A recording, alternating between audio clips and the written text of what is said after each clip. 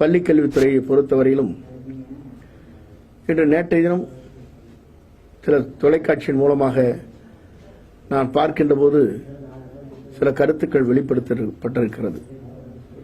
அதற்கு அனைத்துக்கும் கல்வியாளர்கள் அதேபோல கருத்துக்கள் சொல்கின்றோடைய கருத்துக்கள் அனைத்தும் இந்த அரசு உள்வாங்கிக் கொண்டு என்னென்ன பணிகளை எங்களால் செய்ய இயலுமோ அந்த பணிகளை செய்வதற்கு நாங்கள் முயற்சிகள் மேற்கொண்டு இதுவரையிலும் மற்ற மாநிலங்களை காட்டிலும் கூடுதலாக மாணவருடைய நலன் கருதி பணிகளை நிறைவேற்றுவதற்கு நம்முடைய முதலமைச்சர் அவர்கள் ஆணை பிறப்பித்திருக்கிறார். அந்த ஆணையின் அடிப்படையில் எங்களுடைய துறைகள் என்னென்ன பணிகளை மேற்கொள்ள வேண்டுமோ அந்த பணிகளை மேற்கொள்வதற்கு நம்முடைய முதலமைச்சர் அவர்கள் அதை துவங்கிக்கும் இருக்கிறார்.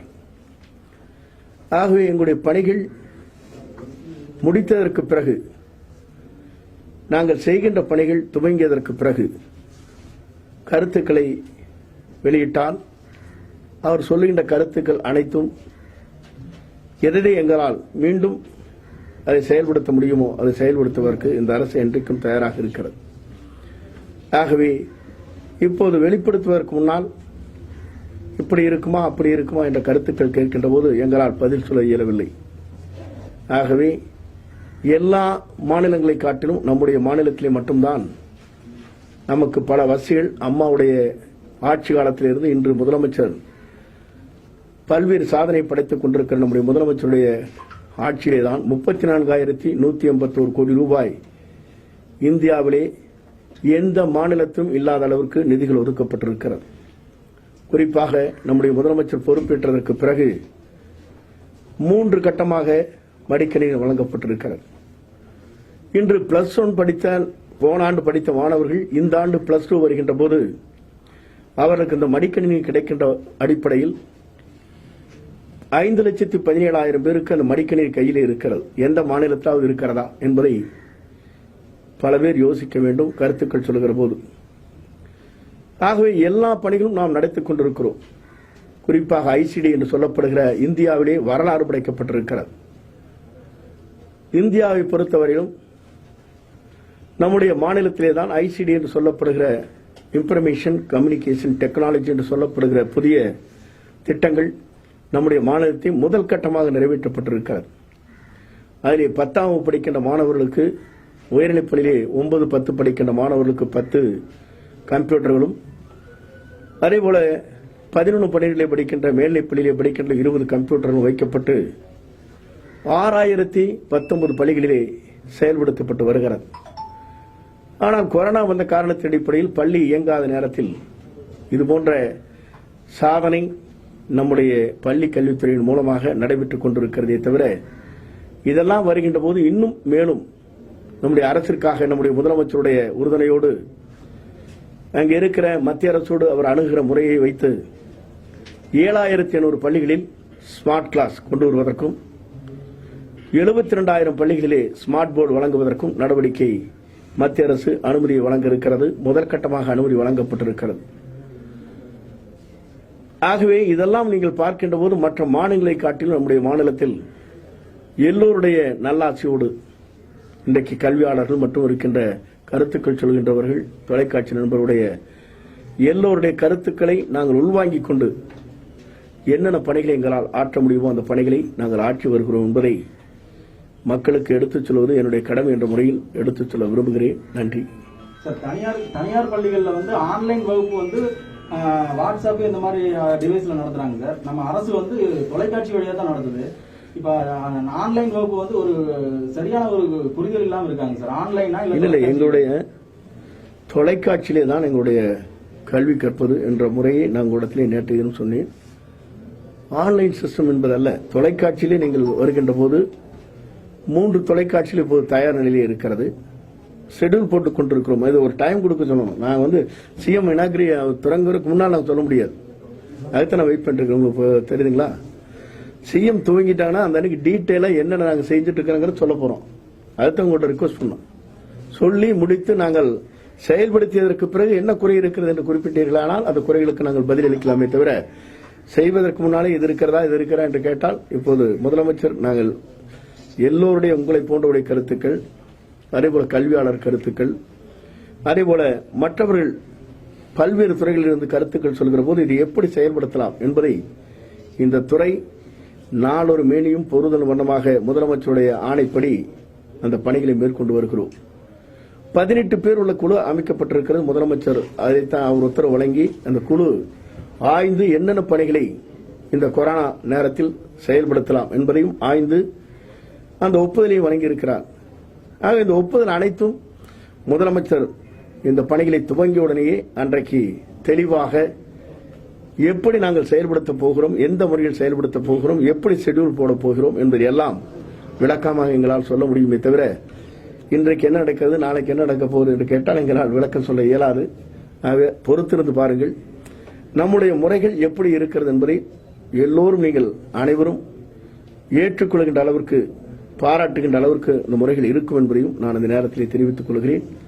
இன்னும் அதில் ஏதாவது சுட்டிக்காட்டுவீர்களானால் அதையும் சரி செய்வதற்கும் இந்த அரசு தயாராக இருக்கிறது. இந்த 12ஆம் வகுப்புல ஒரு 720 பேர் எழுதுறாங்களா சார், 27ஆம் தேதி அப்படி அவங்களுக்கு வந்து உடனடியாக ரிசல்ட் வந்துடும் அப்படின்னு சொல்லியிருக்கீங்க சார். மீதமுள்ள அந்த 34,000 மாணவர்கள் வந்து இந்த தேர்வையே எழுதலைன்னா அவங்களுடைய மதிப்பெண் எப்படி சார் வெளியிடுவாங்க? அவங்க எப்படி வந்து மேல்நிலைக்கு போவாங்க? இல்ல எங்களை பொறுத்தவரையிலும் சேர்கின்ற மாணவர் அத்தனை பேருமே தாங்கள் கல்லூரிக்கு செல்கிற நிலை இல்லை. சில பேர் பரீட்சை எழுதி நீங்க எப்படி கொடுப்பீங்க? எக்ஸாம் எழுதுனீங்கன்னா இல்ல 4 5 6 சப்ஜெக்ட்ஸ் 6ல் 5 எழுதலீங்கன்னா இது எழுதலீங்கிறாங்க. அப்ப கேட்டான் கேட்டதே எவ்வளவு பேர் எழுத விருப்பம் இருக்கிறீர்கள் என்று கேட்டாச்சு. விருப்பத்தை தெரிவிக்க வேண்டும் என்று ஒவ்வொரு மாணவர்களுக்கும் தலைமை ஆசிரியர் மூலமாக ஆன்லைன் மூலமாகவும் உங்களுக்கு செய்யறீங்களா, வேணுமா, விருப்பம் இருக்கான்னு கேட்டாச்சு. விருப்பம் இருக்கிற 717 பேர் விருப்பம் தெரிவிச்சிருக்காங்க. இல்ல நீங்க எப்படின்னா உங்களுக்கு ஷெட்யூல் உங்களுக்கு தெரியும் நினைக்கிறீங்க. நீங்க இப்ப எல்லாம் கல்வியாளர், நீங்க எல்லாம் வந்து டிவி நடத்துறீங்க, உங்களுக்கு தெரியாதுல்ல. நிறைய சப்ஜெக்ட் எழுத மாட்டாங்க, பாத்திருக்கீங்களா இல்லையா? +2 பாத்திருக்கீங்களா இல்லையா? அது தெரியுமா தெரியாது உங்களுக்கு? இருங்க, தொடர்ச்சியா எழுத மாட்டாங்க. சில காரணம் இதெல்லாம் நான் விளக்க முடியாது, ஒரு மந்திரியா இருந்து விளக்க கூடாது, புரியுதுங்களா? சில பேர் விருப்பம் இருந்தா தான் எழுத முடியுங்க. விருப்பம் இல்லைன்னு வந்து அவங்க வந்து ஆப்சென்ட் ஆகலாங்க, எழுதாது இருக்கலாம். நாங்க அதை என்ன பண்ண முடியும்?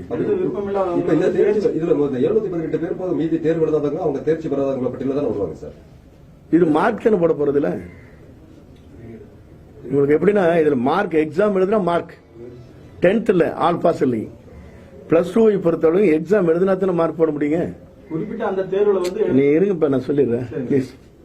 நான் என்ன சொல்றேன்னா எக்ஸாம் எழுதுனா தானே மார்க் போட முடியல. +2 பொறுத்தளவுக்கு வேற ஒன்றும் பண்ண முடியாதுங்களே. இல்ல அப்படி இல்லைங்க. எக்ஸாம் எழுதுனா அதுக்கு மார்க் இல்ல சூழல் அப்படி இல்ல. எத்தனை சப்ஜெக்ட் எழுது அத்தனை சப்ஜெக்டுக்குள்ள மார்க் போடுவோம். இல்லைங்க 5 சப்ஜெக்ட் எழுதி 6வது சப்ஜெக்ட் எழுதினா 5 சப்ஜெக்ட்டுக்கு மார்க் போடுவோம். இதுதானே ரொட்டீன். இது இல்ல தேர்ச்சி பெறும் பெண்டிங் தான் இருக்கு. அப்புறம் நீங்க என்ன பண்ணலாங்க? அவங்க தான் விருப்பம் தானே. அவங்க இல்ல என்னுடைய தெளிவான இது எப்படின்னா உங்களுக்கு தெரியாது. இது எப்பவுமே ரொட்டீனா இருக்கிறது. நீங்க இந்த கேள்வியை கேட்டுக்கூடாது. நிறைய ஸ்டூடெண்ட் உங்களுக்கு வந்து நீங்களே எக்ஸாம் எழுத மாட்டாங்க, எழுதுறது இல்ல. சில பேர் இந்த சப்ஜெக்ட் சில சப்ஜெக்ட் எழுதுவாங்க, சில சப்ஜெக்ட் லைக் பண்ணி எழுத மாட்டாங்க. இதை நான் சொல்லக்கூடாது. நான் நீங்க தான் கொடுக்கணும். ஏன்னு எல்லாமே கருணை அடிப்படை படிச்சு என்ன கல்விங்க? இல்ல தேர்வு எழுத முடியாது சொல்லுங்க. அப்ப கொடுக்குறோம். அப்புறம் நெக்ஸ்ட் சான்ஸ் எல்லா பண்ணிக்கு வேணாலும் வந்து எழுதுங்கிறா. நான் வேணாம் சொல்லி 718 பேர் தான் வில்லிங்னஸ் கொடுத்துருக்காங்க. நீங்க 1000 பேர் வந்தாலும் 5000 பேர் வந்தாலும் எதுக்கு நாங்க ரெடி பண்ணி கொடுக்கறோமே. தேர்வு எழுதி மதிப்பெண் பெற்றா அவங்க தேர்ச்சி பெற்றதா அப்படித்தானே முடியுங்க. இல்லைங்க, இப்ப 718 பேருங்கிறது புள்ளி கொடுத்துருக்க விருப்பப்பட்டதுன்னு சொல்லியிருக்கிறான். நீங்க 34,000 பேர் வந்தாலும் எழுதலாம். ஹால் டிக்கெட் வாங்கிட்டீங்கன்னா 34,000 பேர் எங்க வராங்க அங்கெல்லாம் சென்டர் போட்டுருவோம். புரியுதுங்களா? தெளிவுபடுத்திக்காத இந்த கன்ஃபியூஷன் பாத்துங்க. ஏன்னா அதை மட்டும் சொல்லி இதை பிரிச்சு விட்டுறாதீங்க. நான் இதை கடைசியில் சொல்லி விட்டுறாதீங்க. இல்லையா, இது முடிச்சுக்கணுங்க. 34,842 பேர் எழுத விருப்பம் இருந்தாலும் எழுதலாம். நான் கேட்டிருக்கிறேன் 718 பேர் தான் எழுதிட்டு இருக்காங்க. 34,842 பேர் எழுத விருப்பம் இருந்தாலும் வந்து எழுதலாம். அதுல எந்த ஆட்சேபம் இல்லைங்க. ஏன்னு எல்லாருக்கும் எழுதலாம். இப்ப நீங்க பாத்திருப்பீங்க நேற்று ஸ்டேட்மெண்ட்டை 24ஆம் தேதி அன்று அந்த தேர்வுக்கு எழுதாத மாணவர்கள் அனைவரும் வந்து ஹால் டிக்கெட் வாங்கி கொண்டு நீங்கள் தேர்வு எழுதலாம்னு தான் சொல்லிக்கிறேன். புரியுதுங்களா? அதனால அப்படி தெளிவுபடுத்திருங்க. ஏன்னா இந்த 718 தனியாக பிச்சராதீங்க சார். அப்ப அந்த 34 எல்லாருக்குமே நம்ம ஹால் டிக்கெட்டுங்கிற பொறுத்த வரைக்கும் நம்ம அவங்க வேலை ரெடி பாருங்க. எத்தனை பேர் வந்தாலும் எழுதலாம். அங்கங்க சென்டர் இருக்கு, அங்கங்க எல்லாம் தயார் இருக்கா. நீங்க எத்தனை பேர் வேணாலும் 718 பேருங்கிறது அல்ல, நீங்க தெளிவுபடுத்துங்க. அதுக்கா இது பண்ணிங்க. ஏன்னா எத்தனை பேர் வந்து எழுதினாலும் ரெடி, நாங்க ரெடி. இப்ப வில்லிங்னஸ் கொடுத்து இவ்வளவுதான் கொடுத்துருக்காங்க. எல்லாரும் வந்தாலும் ரெடி. எங்களுக்கு வந்து ஆன் டிக்கெட் தான் கொடுக்குறோமே, வாங்கிக்கலாமே. அழைப்பு கொடுத்து வந்து எழுத வராதவங்களுக்கு வந்து அவங்களுடைய நிலையை வந்து அரசு எப்படி கருதுங்க? அது நீங்க தான் சொல்லணும். நீங்க தான் சொல்லணும். இதெல்லாம் இந்த கேள்வியெல்லாம் கேட்டா பதில் சொல்ல முடியாது. எப்படினாங்க எக்ஸாம்ங்கிறது ஒண்ணு. முதலமைச்சர் 10th வந்து கொரோனா இருந்தனால நீங்க தான் சொன்னீங்க. இருங்க ஒவ்வொருத்தரோட கேள்வி கேட்டா பதிலே சொல்ல முடியல. எப்படின்னா இப்ப பள்ளிக்கூடம் திறந்திருக்கலாங்கிறாங்க சில பேர் கரெக்ட் சொல்றாங்க. நீங்க டிவியில் பார்த்து தான் இருக்கிறீங்க. அன்னைக்கு பள்ளிக்கூடம் திறந்து எக்ஸாம் நடத்தினா கொரோனா இருக்கிற போது உயிர் முக்கியமா எக்ஸாம் முக்கியமானு கேட்டாங்க. இதையும் கேட்கறாங்க. நான் என்னதான் படிச்சு சொல்லுங்க. அரசு என்ன பண்ணுங்க? அரசு என்ன செய்ய சொல்லுங்க. அரசு என்ன செய்ய சொல்லுங்க. இப்படியும் கேட்டு அப்படியும் கேட்டா அரசு வந்து நிலைகள் எப்படின்னா மக்களுடைய மனநிலைக்கு, பெற்றோருடைய மனநிலைக்கு, மாணவருடைய மனநிலைக்கு ஏற்ப முதலமைச்சர் சில உத்தரவு வழங்குறார். அந்த உத்தரவின் அடிப்படையில் நாங்க வந்து ஸ்மூத்தா கொண்டு போயிட்டு இருக்கோம். நீங்க கேள்வி கேட்டுதான் ஏதாச்சும் பிரச்சனை ஆயிடக்கூடாது. ஏன்னா இதை கட் பண்ணி அலைமெண்ட் போட்டு 718 மாணவர்கள் எழுத போறாங்க. மற்ற மாணவருடைய கேள்வி என்னன்னு கேட்டக்கூடாது. 34,842 பேரும் எழுதலாம். எப்படிங்க? எல்லாருக்கும் நம்ம தேர்வு மையங்கள் தயார் நிலையில் இருக்கு. அந்த தேர்வு எழுதும் மாணவர்களுக்கு முழுமையான பாதுகாப்பு அரசு சார்பில் வழங்கப்படும். முழுமையா கொடுப்போம், முழுமையா பாதுகாப்பு கொடுக்கப்படும். அவங்களுக்கு எல்லாம் மக்கள் நல்வாழ்வுத்துறை என்னென்ன அறிவுரை வழங்கி இருக்கிற அத்தனை அறிவுரை பிரகாரம் கிருமி நாசி சொல்லிக்கிறது அவனுக்கு எல்லாமே நோய் தொற்று இல்ல. அது மட்டும் இல்லைங்க, அந்த மாணவர் வந்து எழுதுற போது மாஸ்க் கொடுத்துருவோம் கைலி. இந்த இது வாங்கிட்டு போற அன்னைக்கு, ஆல் டிக்கெட் வாங்கிட்டு போற அன்னைக்கு கொடுத்துருவோம். மாஸ்க் போட்டு வந்து எழுதுறேன். அவங்க எங்க இருக்காங்களோ எங்க வந்து எழுத விருப்பம் பண்றாங்களோ அந்த நாங்க தான் 3 நாள் 3 days கொடுத்துருவோம். 3 days உங்களுக்கு வந்து ஒன்னும் டைம் இருக்கு. உங்களுக்கு வந்து 27ஆம் தேதி எழுத சொல்லிக்கிறோம். அது வரைக்கும் நீங்க என்னங்க என்னென்ன மூவ்மெண்ட்ஸ் பண்ணிக்கலாம். 34,482 பேர் வேண்டுமானாலும் இந்த எக்ஸாம் எழுதலாம். தெளிவுபடுத்தி. ஆமா, அங்கதான் அந்த பள்ளிக்கூடத்தை வாங்க முடியும். வேற எங்க எடுத்து வாங்க முடியும்? அப்பதான் ஐடென்டி போட முடியும். வேற எடுத்து வாங்க முடியாதுங்களே. மாணவர்களுக்கு பாட புத்தகம் எத்தனாம் தேதியிலிருந்து ஸ்கூலுக்கு கொடுக்க சிஎம் துவக்கி வைக்க போறாங்க. 11 ஒரு நாள் தள்ளி வருது. 2013 ஆசிரியர் தகுதி தேர்வு ஒரு நாள் தள்ளி வருது. தள்ளி வருதுங்க ஒரு நாள் உண்டு. 2013 ஆசிரியர் தகுதி தேர்ச்சி பெற்றவர்கள் 2013 ஆமா 7 வருஷம் ஆகி போச்சுக்கிறீங்க. இல்ல நீங்க இப்ப எப்படினாங்க இப்ப வெயிட்டேஜ் எடுத்தாச்சு. வெயிட்டேஜ்னு ஒண்ணு இருந்தது. முதல்ல என்ன வெயிட்டேஜ்ங்கிறது வந்து ஆசிரியர் எவ்வளவு மார்க் ஸ்கோர் பண்ணியிருக்காங்க, அந்த ஸ்கோருக்கு டாப் மார்க் எப்படி இருந்து அப்படி எடுத்திருந்தேன். வெயிட்டேஜே வேண்டாம்னு சொல்லிட்டு எக்ஸாம் மட்டும் எழுத சொன்னோம். எக்ஸாம் எழுதுற போது இப்போ இந்த கொரோனா எல்லாம் நிறைய உங்களுக்கு பிரச்சனைகள் இருந்துட்டு வந்து எக்ஸாம் எழுதி முடிச்சு ரிசல்ட் போடுறதுல இன்னும் கிடக்குது. உங்களுக்கு தெரியுங்களா? ஒவ்வொரு இதுலையும் டிபார்ட்மெண்ட் வைஸ் எவ்வளோ வேகன்சி, அந்த வேகன்சி வந்து எக்ஸாம் எழுதினீங்க ஒன்று ரிசல்ட் போட முடியல. ரிசல்ட் போட முடியாத காரணம் வந்து ஸ்கூல் திறக்காதனால ரிசல்ட் போடுறது இமீடியட்டா போய் ஜாயின் பண்ணணும்ல. ஃபர்ஸ்ட் கேள்வியில் 2 தடவை கேட்கக்கூடாது. எப்படினாங்க கொரோனா அந்த பீரியட் முடிவு வரைக்கும் நீங்க வந்து எங்களுடைய நிலைகள் எப்படி அதை செயல்படுத்துறது நீங்க தான் யோசனை சொல்லணும். எப்படின்னா கேள்வி மட்டும் கேட்டு போயிடக்கூடாது. இருக்கு ஆல்ரெடி இல்லைங்க, ஆல்ரெடி யோசனை சொல்லுங்க. இல்ல இல்ல நீங்க 2 கேள்வி கேட்கறீங்க. உங்க டிவி எல்லாமே பாத்தீங்க, எல்லாமே சொன்னாங்க. என்ன சொன்னாங்க? உயிர் முக்கியமா எக்ஸாம் முக்கியமான கேட்டீங்களா இல்லையா? கர்நாடகத்தில் இப்ப எக்ஸாம் எழுதிட்டு தான் இருக்காங்க. மத்திய பிரதேசம் எழுதிட்டு தான் இருக்காங்க.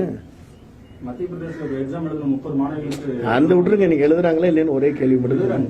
அப்புறம் நீங்க இதுலீங்க ஐயோ நான் சொல்றது மட்டும் கேட்டீங்க பாருங்க. இருங்க நீங்க இந்த மாதிரி எல்லாம் வருங்க. இப்படி குறுக்கேள்வி ஏறது ஈஸிங்க, கொக்கி போடுறது ஈஸி, கொக்கி கழட்டுறது இது கஷ்டம். நீங்க எழுதுறாங்கன்னு கேட்டா ஆமான்னு சொல்லுங்க. அப்புறம் 30 இருக்கு கொரோனா அங்க கேளுங்க. அந்த கவர்மெண்ட்ல கேட்க நீங்க எங்களை கேட்டு என்ன விடுங்க. இல்ல என்னுடைய இது எப்படின்னா எக்ஸாம் எழுதுறாங்களான்னு ஒரே கேள்வி. எழுதுறாங்களா? கர்நாடகா எழுதுறாங்களா? அதுதான் நான் கேட்டேன். நம்ம மாநிலத்தில் முதலமைச்சர் கரணியோடு சொல்லிட்டாரு. நம்ம முதலமைச்சர் கரணி ஒன்றும் இருக்கு. ஒரே காரணம் அம்மாவுடைய அரசு எல்லாரும் பாஸ், ஆல் பாஸ் அப்படின்னு சொன்னது இந்த ஸ்டேட் தான். புரியுதுங்களா? கேரளா எழுதிட்டாங்க இல்லையா? நாங்க சொன்ன டேட்லயே எழுதுனாங்க. 26, 27, 28 விட்டு போன எக்ஸாம் எழுதுனாங்களா இல்லையா? நாங்க ஒண்ணுதான் முதலமைச்சர் கருணையோடு எல்லோரும் பாஸ், ஆல் பாஸ் போட்டலாம்னு சொல்லி போட்டு எக்ஸாம் வெளியிட்டாரு. ஏன்னு மக்கள் மாணவர் நலன் கருதி, பெற்றோர் நலன் கருதி, மக்களுடைய கருத்துக்களை ஏற்று இந்த அரசு அதை அறிவிச்சிருக்கு.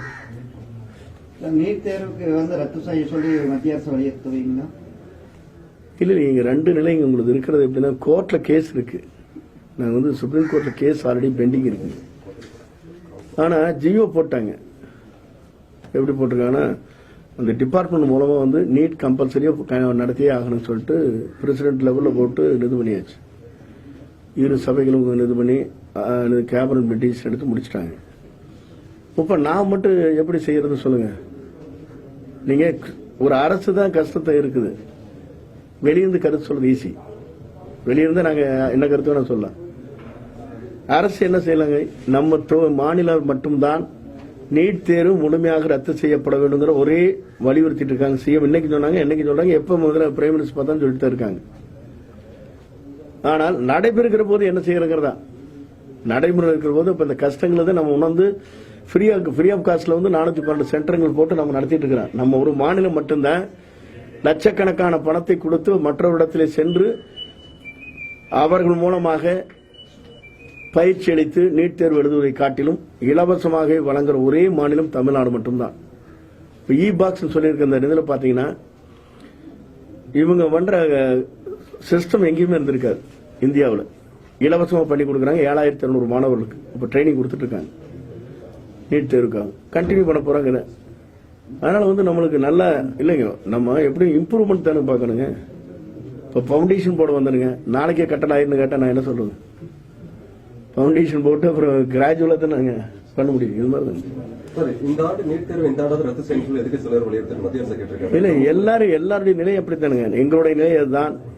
மத்திய அரசு மட்டுமல்ல, வழக்கு மன்றம் தொடங்கப்பட்டிருக்காங்க. முதலமைச்சர் வந்து சுப்ரீம் கோர்ட்லயே கேஸ் ஸ்டில் பெண்டிங். என் நிலை ஒண்ணுதான், அதுல மாற்று கருத்து இல்ல. நீட் தேர்வு ரத்து செய்ய சொல்லி இருந்த எல்லா கேஸ்லயும் இருந்த எல்லாத்தையும் தள்ளுபடி பண்ணிட்டாங்க சார். நீட் தேர்வு நடத்துற வந்து இந்திய மருத்துவ கவுன்சில் வந்து சில திருத்தங்களை மேற்கொண்டு இருக்குது. அந்த திருத்தங்களை வந்து ரத்து செய்ய சொல்லி தான் இப்ப வந்து தமிழக அரசு மேல்முறையீடு செஞ்சிருக்குங்க சார். சரி, நீங்களே சொல்லுங்க. அதுக்கு ஹெல்த் மினிஸ்டர் கேளுங்க போட்டு ஏதோ முடிவோடு வந்து